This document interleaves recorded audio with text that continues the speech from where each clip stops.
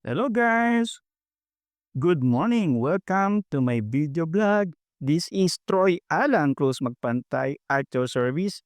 Ang topic po natin for today is paano po mag-e-encash or mag-withdraw ng ating payout dito kay Chantal.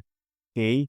So siyempre maglalagin ka muna sa ating official website www.chantal.net. Then ito yung landing page niya. Okay?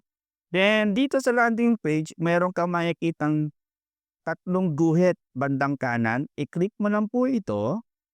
And then siyempre, i-click mo lang po itong salitang login.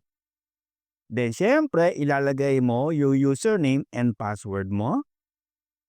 Ayan. And then, of course, okay. Then, i-click mo lang itong tatlong guhit uli bandang kanan.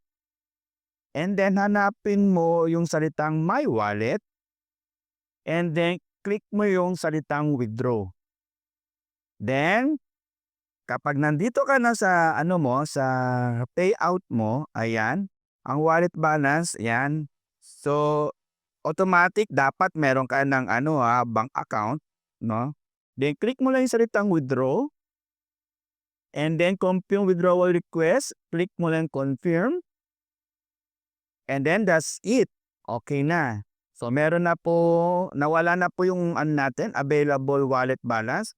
Paano makikita? Click mo na tatlong guhit uli. And then, my wallet. And then, withdrawal history. Ayan, makikita mo yan dito. Okay? Ayan, naka-no pa. Yung iba, naka-release na.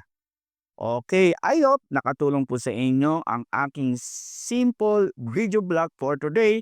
This is Troy Alan Cruz Magpantay at sa service. God bless everyone. Bye-bye!